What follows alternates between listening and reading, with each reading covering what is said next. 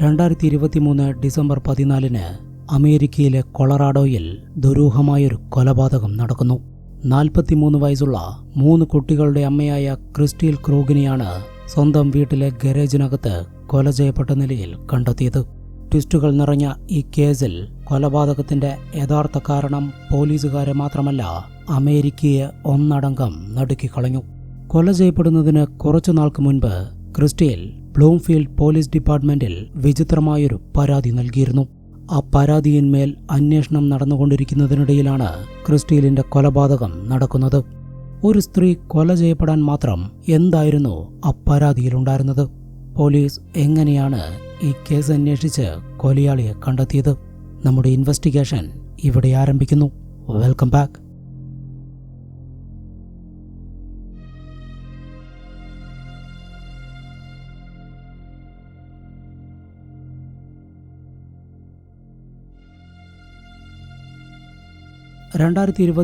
December 14 Bloomfield സിറ്റിയിൽ പതിവ് Patrol ജോലികൾ ചെയ്തുകൊണ്ടിരിക്കുകയായിരുന്നു പോലീസ് ഉദ്യോഗസ്ഥനായ ജോൺ ഹെയർ. പെട്ടെന്ന് അദ്ദേഹത്തിനൊരു വയർലെസ് സന്ദേശം ലഭിച്ചു. ഡാനിയൽ ക്രൂഗ് എന്ന വ്യക്തി തന്റെ ഭാര്യ ഫോൺ വിളിച്ചിട്ടും മെസ്സേജുകൾ അയച്ചിട്ടും മറുപടി നൽകുന്നില്ല എന്ന് പറഞ്ഞുകൊണ്ട് അവരുടെ വീട്ടിൽ ഒരു വെൽഫെയർ ചെക്ക് നടത്താൻ ആവശ്യപ്പെട്ട് എമർജൻസി നമ്പറിലേക്ക് വിളിച്ചിരിക്കുന്നു. നിങ്ങൾ ഉടനെ ആ വീട്ടിൽ പോയി പരിശോധന നടത്തണം. ഇതായിരുന്നു ജോൺ ഹെയറിന് ലഭിച്ച മെസ്സേജ്. അദ്ദേഹം അതിവേഗത്തിൽ ഡാനിയൽ ക്രൂഗിന്റെ വീട്ടിലെത്തി. ഡോർ ബെല്ലടിച്ച് പുറത്ത് കാത്തുനിന്നെങ്കിലും ആരും ഡോർ തുറന്ന് പുറത്തു വന്നില്ല. ഈ സമയം ഡാനിയലിന്റെ ഭാര്യ ക്രിസ്റ്റീൽ ക്രൂഗ് അകത്തുണ്ടാവേണ്ടതാണ്. എന്നാൽ ഡോറുകളും ജനാലകളും അടങ്ങിക്കിടക്കുകയാണ്. അകത്തുനിന്നും ആരുടെയും ശബ്ദം കേൾക്കുന്നുമില്ല. ഇതോടെ ഗാരേജിലുള്ള വെന്റിലേഷൻ ജനാലയിലൂടെ അകത്തേക്ക് നോക്കാൻ ജോൺ ഹെയർ തീരുമാനിച്ചു. പക്ഷേ അദ്ദേഹത്തിന് അതിനും മാത്രം ഉയരമുണ്ടായിരുന്നില്ല. ഇതോടെ അദ്ദേഹം തന്റെ പാട്രോൾ കാർ ആ ഗാരേജിനടുത്തേക്ക് കൊണ്ടുവന്ന് നിർത്തി. ശേഷം അതിനു മുകളിൽ കയറി അകത്തേക്ക് ടോർച്ച് അടിച്ചു നോക്കി. അപ്പോഴാണ് അദ്ദേഹം ആ നടുക്കുന്ന കാഴ്ച കണ്ടത്. ഒരു സ്ത്രീ ചോരയിൽ കുളിച്ച് നിലത്ത് അനക്കമില്ലാതെ കിടക്കുന്നു. അത് ഡാനിയലിന്റെ ഭാര്യ ക്രിസ്റ്റീലാവാനാണ് സാധ്യത. ഉടനടി ജോൺ ഹെയർ മുൻവാതിൽ തള്ളി തുറന്ന് ആ വീടിനകത്ത് കയറി ഗാരേജിലെത്തി. ക്രിസ്റ്റീലിന് CPR നൽകാൻ ജോൺ ശ്രമിച്ചെങ്കിലും അവർ അതിനോടകം മരണപ്പെട്ടു കഴിഞ്ഞിരുന്നു. ജോൺ ഹെയർ വിളിച്ചറിയിച്ചതിനെ തുടർന്ന് മെഡിക്കൽ ടീമും ബ്ലൂംഫീൽഡ് പോലീസ് ഡിപ്പാർട്ട്മെന്റിലെ മറ്റുദ്യോഗസ്ഥരും സ്ഥലത്തെത്തി. മെഡിക്കൽ ടീം ക്രിസ്റ്റീലിന്റെ മരണം സ്ഥിരീകരിച്ചു. ഏതാനും മിനിറ്റുകൾക്കുള്ളിൽ ക്രിസ്റ്റീലിന്റെ പാരന്റ്സും ഭർത്താവ് ഡാനിയലും സ്ഥലത്തെത്തി. ക്രിസ്റ്റീലിന്റെ ഡെഡ് ബോഡി കണ്ട് അവർ പൊട്ടിക്കരഞ്ഞു. നടന്നിരിക്കുന്നത് അപകടമരണമോ ആത്മഹത്യയോ അല്ല, കൊലപാതകമാണ്. അതിക്രൂരമായ കൊലപാതകം. ഈ കൊലപാതകം ആരാണ് ചെയ്തിരിക്കാൻ സാധ്യത എന്നുള്ളതിനെക്കുറിച്ച് പോലീസുകാർക്ക് ഒരു ഏകദേശ ധാരണയുണ്ടായിരുന്നു. കാരണം കുറച്ചു മാസങ്ങൾക്ക് മുൻപ് ക്രിസ്റ്റീൽ ക്രൂഗ് പോലീസിൽ ഒരു പരാതി നൽകിയിരുന്നു. തന്നെ ഒരാൾ പിന്തുടരുന്നു എന്നും തന്റെ ജീവൻ അയാൾ അപായപ്പെടുത്തുമെന്ന് താൻ ഭയപ്പെടുന്നു എന്നും പറഞ്ഞുകൊണ്ടുള്ള ഒരു പരാതി. ആ പരാതിയെക്കുറിച്ച് അറിയണമെങ്കിൽ ആദ്യം ക്രിസ്റ്റീലിന്റെ ജീവിതത്തെക്കുറിച്ചറിയണം. 1980 നവംബർ 24 കൊളറാഡോയിലെ ബോൾഡർ എന്ന സ്ഥലത്താണ് ക്രിസ്റ്റീൽ ജനിച്ചത്. അച്ഛനും അമ്മയും ഒരു സഹോദരനും സഹോദരിയും ഉൾപ്പെടെ 5 പേരടങ്ങുന്ന ഒരു സന്തുഷ്ട കുടുംബമായിരുന്നു അവരുടേത്. ഉയർന്ന മാർക്കോടെ ഹൈസ്കൂൾ പഠനം പൂർത്തിയാക്കിയ ക്രിസ്റ്റീൽ കൊളറാഡോ യൂണിവേഴ്സിറ്റിയിൽ ബയോകെമിക്കൽ എഞ്ചിനീയറിംഗിന് ജോയിൻ ചെയ്തു. കോഴ്സ് പൂർത്തിയാക്കിയ ഉടനെ ശാസ്ത്രീയ ഉപകരണങ്ങളും സോഫ്റ്റ്വെയറുമെല്ലാം ഡെവലപ്പ് ചെയ്യുന്ന ഒരു റെപ്യൂട്ടഡ് കമ്പനിയിൽ അവൾക്ക് ജോലി ലഭിച്ചു. ആത്മാർത്ഥത കൊണ്ടും അർപ്പണ മനോഭാവം കൊണ്ടും ആ കമ്പനിയിലെ ഏറ്റവും മികച്ച ജീവനക്കാരിയായി ക്രിസ്റ്റീൽ മാറി. അത് അവളുടെ കരിയർ ഗ്രോത്തിനെ വളരെയധികം സഹായിച്ചു. അങ്ങനെയിരിക്കുന്ന സമയത്താണ് state department of public health and എൻവയോൺമെന്റിലെ ഡാറ്റ അനലിസ്റ്റായ ഡാനിയൽ ക്രൂഗുമായി ക്രിസ്റ്റീൽ പ്രണയത്തിലാവുന്നത്. 2007 ഇരുവരും വിവാഹിതരായി. കുറച്ചു വർഷങ്ങൾക്കുള്ളിൽ അവർക്ക് 3 കുട്ടികൾ ജനിച്ചു. 2 പെൺകുട്ടികളും ഒരാൺകുട്ടിയും. കാലം കടന്നുപോയി. എല്ലാം നല്ല രീതിയിൽ മുന്നോട്ട് പോയിക്കൊണ്ടിരിക്കുമ്പോഴാണ് 2023 ഒക്ടോബർ മാസത്തോടുകൂടി പ്രശ്നങ്ങൾ ആരംഭിക്കുന്നത്. ഒക്ടോബറിന്റെ തുടക്കത്തിലൊരു ദിവസം 42 വയസ്സുള്ള ക്രിസ്റ്റീൽ ക്രൂഗ് പതിവ് പോലെ ഉറക്കമുണർന്ന് കുട്ടികളെ സ്കൂളിലേക്ക് പറഞ്ഞയക്കാനുള്ള തയ്യാറെടുപ്പിലായിരുന്നു. പെട്ടെന്നാണ് അവരുടെ ഫോണിലേക്കൊരു മെസ്സേജ് വന്നത്. ആന്റണി ഹാളണ്ട് എന്ന വ്യക്തിയാണ് ആ മെസ്സേജ് അയച്ചിരിക്കുന്നത്. 23 വർഷങ്ങൾക്ക് മുൻപ് ക്രിസ്റ്റിയിൽ ഹൈസ്കൂളിൽ പഠിക്കുന്ന സമയത്ത് ആന്റണിയെ 1 വർഷത്തോളം പ്രണയിച്ചിരുന്നു. പിന്നീട് അവർക്കിടയിലുണ്ടായ ചില അഭിപ്രായ വ്യത്യാസങ്ങളെ തുടർന്ന് ആ ബന്ധം ബ്രേക്കപ്പിൽ അവസാനിച്ചതാണ്. നീണ്ട 2 പതിറ്റാണ്ടിന് ശേഷമുള്ള ആന്റണിയുടെ മെസ്സേജ് ക്രിസ്റ്റീലിന് വിചിത്രമായി തോന്നി. മെസ്സേജിലെ ഉള്ളടക്കമായിരുന്നു അവളെ ശരിക്കും ഞെട്ടിച്ചത്. ഹായ് ക്രിസ്റ്റീൽ, ഞാൻ ആന്റണിയാണ്. നീ സുഖമായിരിക്കുന്നു എന്ന് വിശ്വസിക്കുന്നു. കുറച്ച് ദിവസങ്ങൾക്കുള്ളിൽ ഞാൻ ബോൾഡറിലേക്ക് വരും. എനിക്ക് നിന്നെ തനിച്ചൊന്ന് കാണണം. ആ കൂടിക്കാഴ്ചയിൽ നിന്നെ സന്തോഷിപ്പിക്കാൻ എനിക്ക് കഴിയുമെന്ന് ഉറപ്പാണ്. ഈ രീതിയിലായിരുന്നു ആ മെസ്സേജ് അയച്ചിരിക്കുന്നത്. ആന്റണി ഒരു മുഖവരിയും കൂടാതെ താനുമായി ലൈംഗിക ബന്ധത്തിലേർപ്പെടാൻ താൽപ്പര്യമറിയിച്ചിരിക്കുകയാണെന്ന് ക്രിസ്റ്റീലിന് മനസ്സിലായി. അതിനാൽ അവൾ ആ മെസ്സേജിന് മറുപടിയൊന്നും കൊടുത്തില്ല. അടുത്ത ദിവസം വീണ്ടും മറ്റൊരു മെസ്സേജ് വന്നു. ഇത്തവണ മെസ്സേജിലെ ടോൺ തികച്ചും വ്യത്യസ്തമായിരുന്നു. ക്രിസ്റ്റീലിന്റെ ഭർത്താവ് ഡാനിയലിനെ അധിക്ഷേപിച്ചുകൊണ്ടും ക്രിസ്റ്റീലിനെ ബോഡി ഷേമിംഗ് നടത്തിക്കൊണ്ടുമായിരുന്നു ആ മെസ്സേജ് അവസാനിക്കുന്നത്. നിന്റെ ചില ഫോട്ടോകൾ ഞാൻ കണ്ടു. നീ നന്നായി തടിച്ചിരിക്കുന്നു. നിന്റെ ഭർത്താവ് ശരിക്കും ഒരു ലൂസറാണ്. ഇങ്ങനെ നീളുന്നു ആ മെസ്സേജ്. ആന്റണി എന്തുകൊണ്ടാണ് ഇങ്ങനെ പെരുമാറുന്നത് എന്ന് ക്രിസ്റ്റീലിന് മനസ്സിലായില്ല. പിരിഞ്ഞതിനു ശേഷം ഇരുവരും ഒരിക്കൽ പോലും നേരിട്ട് കണ്ടിട്ടേയില്ല. ഏകദേശം 5 വർഷങ്ങൾക്ക് മുൻപ് ഫേസ്ബുക്കിലൂടെ ബന്ധം പുതുക്കാൻ ആന്റണി ഒരു ശ്രമം നടത്തിയിരുന്നു. അന്ന് താൻ തന്റെ കുടുംബജീവിതത്തിൽ സന്തുഷ്ടയാണെന്നും 3 കുട്ടികളുമായി സന്തോഷകരമായി ജീവിച്ചു വരികയാണ് എന്നും ക്രിസ്റ്റീൽ മറുപടി നൽകിയതിനെ തുടർന്ന് ആന്റണി അവളെ ബ്ലോക്ക് ചെയ്ത് പോയതാണ്. പിന്നീട് 5 വർഷക്കാലം അവൻ യാതൊരു മെസ്സേജും അയച്ചിട്ടില്ല. ഇപ്പോഴിതാ വീണ്ടും ശല്യം തുടങ്ങിയിരിക്കുന്നു. ക്രിസ്റ്റീൽ വീണ്ടും അവന്റെ മെസ്സേജുകൾ അവഗണിച്ചു. ഒരു മറുപടിയും നൽകിയില്ല. ഇതോടെ കുറച്ച് ദിവസത്തേക്ക് ആന്റണിയുടെ ഭാഗത്തു നിന്നും ഒരു മെസ്സേജും വന്നില്ല. കൃത്യം 1 മാസത്തിനു ശേഷം ആന്റണി അയച്ച 3ാമത്തെ മെസ്സേജ് ക്രിസ്റ്റീലിനെ ശരിക്കും ഭയപ്പെടുത്തി. അത് ഒരു ഫോട്ടോയായിരുന്നു. ക്രിസ്റ്റീലിന്റെ ഭർത്താവ് ഡാനിയൽ ക്രോഗ് അദ്ദേഹത്തിന്റെ കാറിൽ നിന്നും പുറത്തിറങ്ങുന്നതിന്റെ ഫോട്ടോ. സ്ഥലം അദ്ദേഹത്തിന്റെ ഓഫീസ് കെട്ടിടവും. ഡാനിയൽ ധരിച്ചിരിക്കുന്ന വസ്ത്രങ്ങൾ വെച്ച് ആ ഫോട്ടോ എടുത്തിരിക്കുന്നത് ഇന്ന് തന്നെയാണെന്ന് ക്രിസ്റ്റീലിന് മനസ്സിലായി. ഇതോടെ ആന്റണി തന്നെ ഭീഷണിപ്പെടുത്തുകയാണെന്നും ഇനിയും നിശബ്ദയായിരുന്നാൽ തന്റെ കുടുംബജീവിതം തകരുമെന്നും തിരിച്ചറിഞ്ഞ ക്രിസ്റ്റീൽ അവളുടെ ഭർത്താവിനോടും പാരന്റ്സിനോടും കാര്യം പറയുകയും അവരുടെ നിർദ്ദേശപ്രകാരം ബ്ലൂംഫീൽഡ് പോലീസിൽ ഒരു പരാതി നൽകുകയും ചെയ്തു. ഇരുവരും പരസ്പരം ഫോൺ നമ്പറുകളോ ഇമെയിൽ വിലാസമോ കൈമാറിയിട്ടില്ല. ആന്റണി ക്രിസ്റ്റീലിന് മെസ്സേജുകൾ അയക്കുന്നത് സോഷ്യൽ മീഡിയയിലൂടെ മാത്രമായിരുന്നു. ഇതോടെ ആന്റണി അയച്ച മെസ്സേജുകളും ഫോട്ടോയുമെല്ലാം അവൾ പോലീസിന് കൈമാറി. അങ്ങനെ ഈ കേസ് അന്വേഷിക്കുന്നതിനായി ആൻഡ്രൂ മാർട്ടീനസ് എന്നൊരു ഉദ്യോഗസ്ഥനെ ബ്ലൂംഫീൽഡ് പോലീസ് ഡിപ്പാർട്ട്മെന്റ് ചുമതലപ്പെടുത്തി.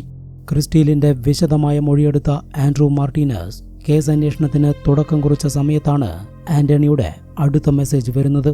ഇത്തവണ ക്രിസ്റ്റീലിന്റെ അഡ്രസ് തനിക്കറിയാമെന്ന് പറഞ്ഞ ആന്റണി അയാളുടെ സ്വകാര്യ ഭാഗങ്ങളുടെ കുറച്ച് ഫോട്ടോസ് അവൾക്ക് അയച്ചു കൊടുത്തു. തുടർന്നുള്ള ദിവസങ്ങളിൽ അഡൽട്ട് വെബ്സൈറ്റുകളിൽ നിന്നും നമ്പർ കിട്ടിയതാണെന്ന് പറഞ്ഞ് നിരവധി പേർ ക്രിസ്റ്റീലിന്റെ ഫോണിലേക്ക് വിളിച്ചു.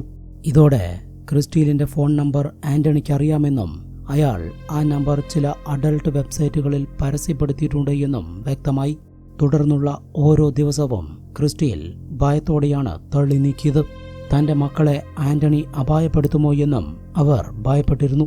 അടുത്ത ഒരാഴ്ചയ്ക്കുള്ളിൽ ആന്റണിയുടെ ഒരു മെസ്സേജ് കൂടി വന്നു. നീ ഡെന്റിസ്റ്റിനെ കാണാൻ പോകുന്നത് ഞാൻ കണ്ടു എന്നും നിന്നെ നിരീക്ഷിച്ചുകൊണ്ട് ഞാൻ കാറിലിരുന്ന് സ്വയംഭോഗം ചെയ്തു എന്നും പറഞ്ഞുകൊണ്ടുള്ള വളരെ വൃത്തികെട്ട മെസ്സേജാണ് അയാൾ അയച്ചിരിക്കുന്നത്. ക്രിസ്റ്റീൽ ഡെന്റിസ്റ്റിനെ കാണാൻ പോകുന്ന കാര്യം പുറമേയുള്ള ആർക്കും അറിയില്ല. എന്നിട്ടും അയാളത് മനസ്സിലാക്കിയിട്ടുണ്ടെങ്കിൽ അയാൾ ക്രിസ്റ്റീലിനെ വളരെ ക്ലോസായി നിരീക്ഷിച്ചുകൊണ്ടിരിക്കുന്നുണ്ട്. ഇതോടെ അവൾ വീണ്ടും ഡിറ്റക്റ്റീവ് ആൻഡ്രൂ മാർട്ടീനസിനെ വിവരമറിയിച്ചു. ആന്റണി തന്റെ മൊബൈൽ നമ്പർ വെളിപ്പെടുത്താതെ സോഷ്യൽ മീഡിയ ത്രൂ മാത്രമാണ് മെസ്സേജുകൾ അയക്കുന്നത്. അതിൽ തന്നെ സൈബർ പോലീസിന് തന്റെ IP അഡ്രസ് എളുപ്പത്തിൽ കണ്ടെത്താൻ കഴിയാത്ത വിധം പലതരം ക്രമീകരണങ്ങളും അവൻ തന്റെ ഫോണിൽ ചെയ്തു വെച്ചിട്ടുണ്ട്. ആന്റണി പലതവണ വീട് മാറിയിരുന്നതിനാൽ അവന്റെ പഴയ അഡ്രസ് വെച്ച് നടത്തിയ തിരച്ചിലും ഫലം കണ്ടില്ല. ഇങ്ങനെ ആന്റണിക്ക് വേണ്ടിയുള്ള തിരച്ചിൽ പോലീസ് വ്യാപകമാക്കിയ സമയത്താണ് 2023 ഡിസംബർ 14 ക്രിസ്റ്റീൽ അതിക്രൂരമായി കൊല ചെയ്യപ്പെട്ടത്. ക്രിസ്റ്റീലിന്റെ ഡെഡ് ബോഡി കണ്ടെത്തിയ പോലീസ് ഉദ്യോഗസ്ഥൻ ആ വീട്ടിൽ നടത്തിയ പരിശോധനയിൽ ഒരു ബലപ്രയോഗം നടന്നതിന്റെയോ ആരെങ്കിലും ആ വീട്ടിലേക്ക് അതിക്രമിച്ചു കയറിയതിൻ്റെയോ ഒരു ലക്ഷണങ്ങളും കണ്ടെത്താനായില്ല. ക്രിസ്റ്റീലിന്റെ ശരീരത്തിൽ കത്തികൊണ്ടുള്ള കുത്തേറ്റതിന്റെ പാടുകളുണ്ടായിരുന്നു. ഗരേജിലെ ചുമരിലേക്ക് ഉൾപ്പെടെ ചോര തെറിച്ചിട്ടുണ്ട്. എന്നിട്ടും ആ വീടിനകത്ത് ഒരു അടിപിടി നടന്നതിന്റെ ലക്ഷണങ്ങൾ കാണാൻ കഴിയാത്തത് അദ്ദേഹത്തിന് വിചിത്രമായി തോന്നി. കില്ലർ വളരെ എളുപ്പത്തിൽ ആ വീടിനകത്ത് കയറി ക്രിസ്റ്റീലിനെ കീഴ്പ്പെടുത്തി എന്നുള്ളത് വിശ്വസിക്കാൻ പറ്റുന്ന കാര്യമല്ല. കാരണം ഏതു നിമിഷവും ഒരറ്റാക്കുണ്ടാവുമെന്ന് പ്രതീക്ഷിച്ചു തന്നെയാണ് ക്രിസ്റ്റീൽ താമസിച്ചിരുന്നത്. അതിനാൽ 2 ആഴ്ചകൾക്ക് മുൻപ് ആ വീട് മുഴുവൻ CCTV ക്യാമറകൾ സ്ഥാപിച്ചിരുന്നു. പോരാത്തതിന് സ്വയരക്ഷാർത്ഥം അവളൊരു പിസ്റ്റൾ വാങ്ങി സൂക്ഷിച്ചിരുന്നു. പക്ഷേ ഇതൊന്നും അവളുടെ ജീവൻ രക്ഷിക്കാൻ ഉപകരിച്ചില്ല. കൊലപാതകം നടന്ന ടൈമിൽ ആ വീട്ടിലെ ഒരു CCTV ക്യാമറ പോലും പ്രവർത്തിച്ചിരുന്നില്ല. ക്രിസ്റ്റീലിന്റെ ഡെഡ് ബോഡി കണ്ടെത്തിയത് വീടിനകത്ത് നിന്നും ഗരേജിലേക്ക് ഇറങ്ങിച്ചെല്ലുന്ന പടിക്കെട്ടുകളുടെ അരികിൽ നിന്നുമാണ്. മൃതദേഹത്തിന് തൊട്ടരികിൽ നിന്നും തന്നെ അവളുടെ ഹാൻഡ് ബാഗും കാർ കീയും കണ്ടെത്തിയിരുന്നു. ഇതിൽ നിന്നും ക്രിസ്റ്റീൽ പുറത്തെവിടേക്കോ പോവാൻ തയ്യാറായി ഇറങ്ങിയപ്പോഴാണ് ആക്രമിക്കപ്പെട്ടിരിക്കുന്നത് എന്ന് വ്യക്തമാണ്. അവളുടെ ഹാൻഡ് ബാഗിൽ പിസ്റ്റൾ ഉണ്ടായിരുന്നുവെങ്കിലും അവൾക്കത് പുറത്തെടുക്കാനുള്ള സാവകാശം ലഭിച്ചിട്ടില്ല. തലക്കേറ്റ അപ്രതീക്ഷിതമായ അടിയിൽ മയങ്ങി വീണ ക്രിസ്റ്റീലിനെ കില്ലർ കത്തികൊണ്ട് കുത്തിക്കൊലപ്പെടുത്തുകയായിരുന്നു എന്നാണ് മെഡിക്കൽ എക്സാമിനറിന്റെ കണ്ടെത്തൽ. വീടിനകത്ത് മോഷണശ്രമമൊന്നും നടക്കാത്തതിനാൽ ക്രിസ്റ്റീലിനെ കൊലപ്പെടുത്തുക എന്നത് മാത്രമായിരുന്നു കൊലയാളിയുടെ ലക്ഷ്യം. ഓൾറെഡി ആന്റണിയെക്കുറിച്ചുള്ള പരാതി പോലീസിന് ലഭിച്ചിട്ടുള്ളതുകൊണ്ട് തന്നെ അയാളാണ് ഈ കേസിലെ പ്രൈം സസ്പെക്ട്. നിലവിൽ ഇത് വെറുമൊരു ത്രട്ടനിങ് കേസ് മാത്രമല്ല, ഒരു മർഡർ ഇൻവെസ്റ്റിഗേഷനാണ്. അതിനാൽ ആന്റണിയെ കണ്ടെത്തിക്കഴിഞ്ഞാൽ അയാളുടെ വീട് പരിശോധിക്കാൻ വരെ പോലീസുകാർക്ക് വാറണ്ട് ലഭിച്ചു കഴിഞ്ഞു. തുടർന്ന് നടന്ന വിശദമായ അന്വേഷണത്തിൽ അയൽ സംസ്ഥാനമായ യൂട്ടയിലാണ് ആന്റണി നിലവിൽ താമസിച്ചു വരുന്നത് എന്ന് കണ്ടെത്തി. പോലീസ് ആ വീട്ടിലെത്തിയപ്പോൾ ആന്റണി വീട്ടിൽ തന്നെയുണ്ടായിരുന്നു. എന്നാൽ പോലീസുകാരുടെ ഓരോ ചോദ്യങ്ങൾക്കും ഒരു പതർച്ചയുമില്ലാതെ അയാൾ കൃത്യമായ മറുപടി നൽകി. ഈ കൊലപാതകത്തിൽ ആന്റണിക്ക് പങ്കുണ്ട് എന്നുള്ളതിന്റെ ഒരു ലക്ഷണവും അയാളുടെ ബോഡി ലാംഗ്വേജിലുണ്ടായിരുന്നില്ല. ആന്റണി പറയുന്നതനുസരിച്ച് അയാൾ ക്രിസ്റ്റീലിനെ നേരിട്ട് കണ്ടിട്ട് തന്നെ 23 വർഷങ്ങൾ കഴിഞ്ഞിരിക്കുന്നു. അതായത് ബ്രേക്കപ്പിന് ശേഷം ഇരുവരും നേരിട്ട് കണ്ടിട്ടേയില്ല. കുറച്ച് വർഷങ്ങൾക്ക് മുൻപ് ഞാൻ അവളെ ഫേസ്ബുക്കിലൂടെ കോണ്ടാക്ട് ചെയ്യാൻ ശ്രമം നടത്തിയിരുന്നു എന്നുള്ളത് സത്യമാണ്. പക്ഷേ അതും അധികനാൾ നീണ്ടു നിന്നില്ല. പിന്നീട് ഞാനും ക്രിസ്റ്റലും തമ്മിൽ ഒരു ബന്ധവും ഉണ്ടായിട്ടില്ല എന്നും അവൾ കൊല ചെയ്യപ്പെട്ടതുപോലും നിങ്ങൾ പറഞ്ഞാണ് ഞാൻ അറിയുന്നത് എന്നും ആന്റണി വെളിപ്പെടുത്തി. അതുപോലെ ഈ കൊലപാതകം നടക്കുന്ന സമയത്ത് ആന്റണി യൂട്ടയിൽ ഉണ്ടായിരുന്നതിൻ്റെയും ഭാര്യയുമായി വീടിനടുത്തുള്ള സ്റ്റോറിൽ നിന്നും ഒരു കോട്ട് വാങ്ങുന്നതിൻ്റെ തെളിവുകളും പോലീസുകാർക്ക് ലഭിച്ചു. CCTV ദൃശ്യങ്ങളിൽ നിന്നും ആന്റണിയാണ് ആ കോട്ട് വാങ്ങുന്നത് എന്ന് വ്യക്തമാണ്. കൊലപാതകം നടന്നതായി കരുതപ്പെടുന്ന സമയവും ആന്റണി കോട്ട് വാങ്ങുന്ന സമയവും തമ്മിൽ 1.5 മണിക്കൂറിന്റെ വ്യത്യാസം മാത്രമേ ഉണ്ടായിരുന്നുള്ളൂ. എന്നാൽ കൊളറാഡോയിലുള്ള ക്രിസ്റ്റീലിന്റെ വീടും യൂട്ടയിലുള്ള ആന്റണിയുടെ വീടും തമ്മിൽ 8 മണിക്കൂർ ട്രാവൽ ഡിസ്റ്റൻസ് ഉണ്ട്. അതുകൊണ്ട് തന്നെ എത്ര ശ്രമിച്ചാലും കൊലപാതകം നടത്തിയതിനു ശേഷം 1.5 മണിക്കൂറിനുള്ളിൽ അയാൾക്ക് യൂട്ടയിലെത്താൻ കഴിയില്ല എന്ന് ഉറപ്പാണ്.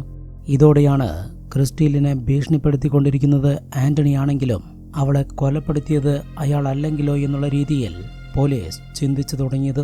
പിന്നീട് നടന്ന വിശദമായ ചോദ്യം ചെയ്യലിൽ ക്രിസ്റ്റീലിനെ ഭീഷണിപ്പെടുത്തിയിരുന്നതും ആന്റണിയല്ല എന്ന് കണ്ടെത്തിയത് പോലീസുകാരെ അക്ഷരാർത്ഥത്തിൽ ഞെട്ടിച്ചു കളഞ്ഞു.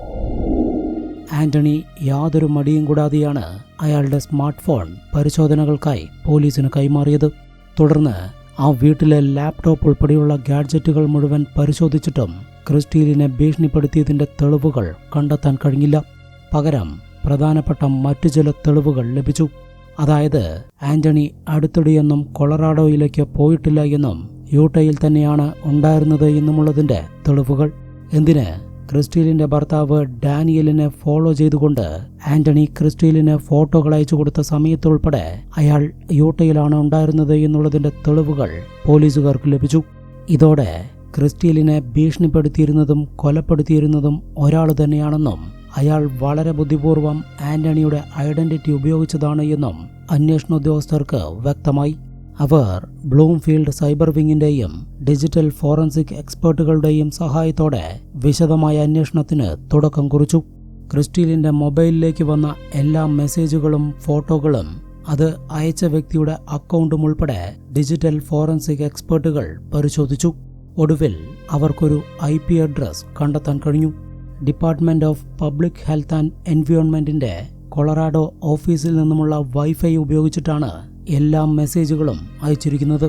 ക്രിസ്റ്റീലിന്റെ ഹസ്ബൻഡായ ഡാനിയൽ ക്രൂഗ് ഡാറ്റ അനലിസ്റ്റായി വർക്ക് ചെയ്യുന്ന ഓഫീസാണത്.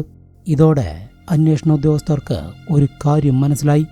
ഇത്രയും കാലം ക്രിസ്റ്റീലിനെ ഭീഷണിപ്പെടുത്തിക്കൊണ്ട് മെസ്സേജുകൾ അയച്ചിരുന്നത് മറ്റാരുമായിരുന്നില്ല, അവളുടെ ഭർത്താവ് തന്നെയാണ്. ആന്റണിയുടെ പേരിൽ ഡാനിയൽ മെസ്സേജുകൾ അയച്ചു തുടങ്ങുന്നതിന് മുൻപ് തന്നെ അവരുടെ ദാമ്പത്യ ജീവിതത്തിൽ വിള്ളലുകൾ വീണു തുടങ്ങിയിരുന്നു.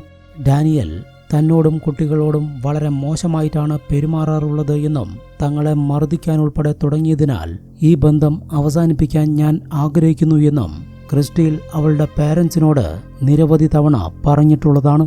മാസങ്ങളായി ഇരുവരും 2 മുറികളിലാണ് കിടന്നുറങ്ങുന്നത്. ഡിവോഴ്സിനുള്ള നടപടിക്രമങ്ങൾ തുടങ്ങാനിരിക്കെയാണ് ആന്റണിയുടെ പേരിൽ ഭീഷണികൾ ആരംഭിക്കുന്നത്. ഇതോടെ ക്രിസ്റ്റീലിന്റെ മുഴുവൻ ശ്രദ്ധയും അതിലേക്ക് തിരിഞ്ഞു. ഈ വിഷമഘട്ടത്തിൽ ഡാനിയലിന്റെ ഭാഗത്തു നിന്നും പൂർണ്ണ പിന്തുണ കൂടി ലഭിച്ചതോടെ ആരും അയാളെ സംശയിച്ചതേയില്ല. നിലവിൽ തെളിവുകളെല്ലാം ഡാനിയലിനെതിരായതോടെ പോലീസ് അയാളെ അറസ്റ്റ് ചെയ്തു. പക്ഷേ ആന്റണിയാണ് ഇതെല്ലാം ചെയ്തത് എന്നും തനിക്ക് ഈ കൊലപാതകത്തിൽ ഒരു പങ്കുമില്ല എന്നുമുള്ള മൊഴിയിൽ തന്നെ ഡാനിയൽ ഉറച്ചു നിന്നു. നിങ്ങളുടെ ഓഫീസിലെ വൈഫൈ ഉപയോഗിച്ചിട്ടാണ് എല്ലാ മെസ്സേജുകളും അയച്ചിരിക്കുന്നത് എന്ന് ചൂണ്ടിക്കാണിച്ചപ്പോൾ ഡാനിയൽ പറഞ്ഞത് ഇങ്ങനെയാണ്: ആന്റണിക്ക് എൻ്റെ ഓഫീസ് അറിയാം. അയാൾ പലതവണ അവിടെ വന്നിട്ടുണ്ട്. ഓഫീസിലെ എല്ലാവർക്കും വൈഫൈ ലഭ്യമാക്കുന്നതിനായി പാസ്വേഡ് പരസ്യപ്പെടുത്തിക്കൊണ്ടുള്ള പോസ്റ്ററുകൾ ഓഫീസിന്റെ പല ഭാഗത്തും പ്രദർശിപ്പിച്ചിട്ടുണ്ട്. അതുകൊണ്ട് തന്നെ ആന്റണിക്ക് ഞങ്ങളുടെ ഓഫീസ് വൈഫൈ ഉപയോഗിക്കുന്നതിന് ഒരു തടസ്സവുമില്ല. ഇങ്ങനെ നീളുന്നു ഡാനിയലിന്റെ വിശദീകരണം. എന്നാൽ ക്രിസ്റ്റീലിന് മെസ്സേജുകൾ അയച്ചിരിക്കുന്ന സമയത്തെല്ലാം ആന്റണി യൂട്ടായിലും ഡാനിയൽ അയാളുടെ ഓഫീസിലുമാണ് ഉണ്ടായിരുന്നത് എന്നുള്ളതിന്റെ തെളിവുകൾ പോലീസുകാരുടെ കൈവശമുണ്ട്. പോരാത്തതിന് കൊലപാതകം നടന്ന ദിവസം ഡാനിയൽ അരമണിക്കൂറോളം വൈകിയാണ് ഓഫീസിലെത്തിയിരിക്കുന്നത്. ആ ഒരു ടൈമിൽ തന്നെയാണ് ആ വീട്ടിലെ CCTV ക്യാമറകൾ പ്രവർത്തിക്കാതായിരിക്കുന്നതും. ഇതേക്കുറിച്ച് ചോദിച്ച സമയത്ത് തനിക്കന്ന് വയറ്റിളക്കം പിടിപെട്ടു എന്നും അരമണിക്കൂറോളം ബാത്റൂമിൽ തന്നെ ചിലവഴിക്കേണ്ടി വന്നതുകൊണ്ടാണ് ഓഫീസിലെത്താൻ വൈകിയത് എന്ന് പറഞ്ഞ ഡാനിയലിന് CCTV ഓഫായത് എങ്ങനെയാണ് എന്നുള്ളതിന് മാത്രം തൃപ്തികരമായ ഒരു വിശദീകരണം നൽകാൻ കഴിഞ്ഞില്ല. അതുപോലെ ക്രിസ്റ്റീലിന്റെ അമ്മയും ഡാനിയലിനെതിരായ ഒരു മൊഴി നൽകി. ക്രിസ്റ്റീൽ കൊല ചെയ്യപ്പെട്ടതിനു ശേഷം കുട്ടികളെ നോക്കുന്നതിനും മറ്റുമായി അവർ ഡാനിയലിന്റെ വീട്ടിൽ താമസിക്കാനെത്തിയിരുന്നു. ഈ സമയം ഡാനിയൽ ക്രിസ്റ്റീലിന്റെ വസ്ത്രങ്ങളും സ്വകാര്യ വസ്തുക്കളുമെല്ലാം കൂട്ടിയിട്ട് കത്തിക്കുന്നത് താൻ കണ്ടു എന്നും തന്റെ മകൾ മരിച്ചതിൽ അവന് ഒരു ദുഃഖവുമുള്ളതായി തോന്നിയില്ല എന്നുമായിരുന്നു അവരുടെ വെളിപ്പെടുത്തൽ. കൂടാതെ അയൽവാസികളുടെ വീടുകളിലുള്ള CCTV ക്യാമറകൾ പരിശോധിച്ചതിൽ നിന്നും കൊലപാതകം നടന്ന ദിവസം ഡാനിയൽ അല്ലാതെ ആന്റണിയോ മറ്റപരിചിതരോ ആ പരിസരത്തെങ്ങും വന്നതിന്റെ ലക്ഷണങ്ങളില്ല. ഇങ്ങനെയുള്ള എല്ലാ തെളിവുകളും നിരത്തി ചോദ്യം ചെയ്തതോടെ ഡാനിയൽ ക്രൂഗിന് കുറ്റസമ്മതം നടത്തേണ്ടതായി വന്നു. യഥാർത്ഥത്തിൽ നടന്നിരിക്കുന്നത് ഇങ്ങനെയാണ്. വിവാഹബന്ധം തകരുകയും ക്രിസ്റ്റീൽ ഡിവോഴ്സിന് തയ്യാറെടുക്കുകയും ചെയ്തതോടെ അവളെ പിന്തിരിപ്പിക്കാൻ വേണ്ടി ഡാനിയൽ ക്രൂഗ് നടത്തിയ വിചിത്രമായ ഒരു പ്ലാനിംഗ് ആയിരുന്നു എല്ലാത്തിൻ്റെയും തുടക്കം. ക്രിസ്റ്റീലിന് താനല്ലാതെ മറ്റേതെങ്കിലും പുരുഷന്മാരിൽ താല്പര്യം തോന്നി തുടങ്ങുന്നുണ്ടോ എന്ന് പരീക്ഷിക്കാനായി ആന്റണിയുടെ പേരിൽ ലൈംഗിക ചൊവ്വയോടെയുള്ള മെസ്സേജുകൾ അയച്ചായിരുന്നു തുടക്കം. അതിനൊന്നും ക്രിസ്റ്റീൽ വഴങ്ങാതായതോടെ അവളുടെ കുടുംബത്തിന്റെ സുരക്ഷിതത്വം നഷ്ടപ്പെടുന്നു എന്ന് തോന്നിപ്പിക്കും വിധം ഭീഷണികളിലേക്ക് കടന്നു. ക്രിസ്റ്റീൽ ആന്റണിയുടെ മെസ്സേജുകൾക്ക് ഓരോ തവണ ഭയപ്പെടുമ്പോഴും ഡാനിയൽ അവളെ ആശ്വസിപ്പിക്കുകയും ധൈര്യം നൽകുകയും ചെയ്തു. തന്റെ കൂടെയുള്ള ജീവിതം ക്രിസ്റ്റീലിന് സുരക്ഷിതത്വവും ധൈര്യവും നൽകുന്നു എന്ന് തോന്നിപ്പിക്കുക, അതിലൂടെ അവളെ ഡിവോഴ്സിൽ നിന്നും പിന്തിരിപ്പിക്കുക എന്നതായിരുന്നു ഡാനിയലിന്റെ തന്ത്രം. അതിനുവേണ്ടി അയാൾ അവളെ നിരന്തരം ഭീഷണിപ്പെടുത്തിക്കൊണ്ടിരുന്നു. എന്നാൽ ഡാനിയലിന്റെ കണക്കുകൂട്ടലുകളെ തകിടം മറിച്ചുകൊണ്ട് ക്രിസ്റ്റീൽ പോലീസുകാരെയാണ് കൂടുതലായും ആശ്രയിച്ചത്. ആന്റണിയുടെ ഭീഷണിയിൽ അവൾ അത്ര കണ്ട് ഭയന്നിരുന്നു. പോലീസ് ആന്റണിക്ക് വേണ്ടിയുള്ള അന്വേഷണം ഊർജിതമാക്കിയതോടെ കാര്യങ്ങളെല്ലാം ഡാനിയലിന്റെ കൈവിട്ടുപോയി. സത്യങ്ങളെല്ലാം പോലീസ് പുറത്തു കൊണ്ടുവന്നാൽ താൻ ക്രിമിനൽ കുറ്റം നേരിടേണ്ടി വരും. തന്റെ പേരും പ്രശസ്തിയും കുട്ടികളുടെ സംരക്ഷണവുമെല്ലാം നഷ്ടപ്പെടും. അതിനാൽ ഇതിനൊരവസാനം കാണണമെന്ന് ചിന്തിച്ച ഡാനിയൽ ക്രിസ്റ്റീലിനെ കൊലപ്പെടുത്താൻ തീരുമാനിക്കുകയായിരുന്നു. ഇങ്ങനെ ചെയ്യുന്നതിലൂടെ ആന്റണിയെ പ്രതിയാക്കാമെന്നും അയാൾ ചിന്തിച്ചു. കൊലപാതകം നടന്ന ദിവസം കുട്ടികളെല്ലാം സ്കൂളിലേക്ക് പോകുന്നതുവരെ കാത്തുനിന്ന ഡാനിയൽ വീട്ടിലെ CCTV ക്യാമറകളെല്ലാം ഓഫാക്കിയതിനു ശേഷം കൊലപാതകം നടത്തുന്നതിനായി മാനസികമായി തയ്യാറെടുത്തു. ക്രിസ്റ്റീൽ പുറത്തേക്ക് പോവാനായി റെഡിയായി ഇറങ്ങിയ സമയത്ത് ഡാനിയൽ പുറകിലൂടെ ചെന്ന് ഭാരമേറിയ ഒരു വസ്തു കൊണ്ട് അവളെ തലയ്ക്കടിച്ചു വീഴ്ത്തി. മയങ്ങി വീണ ക്രിസ്റ്റീലിനെ ഡാനിയൽ കത്തികൊണ്ട് പലതവണ കുത്തി കൊലപ്പെടുത്തുകയായിരുന്നു.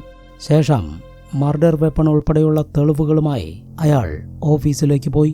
പോകുന്ന വഴിയിൽ തെളിവുകൾ ഉപേക്ഷിച്ചു.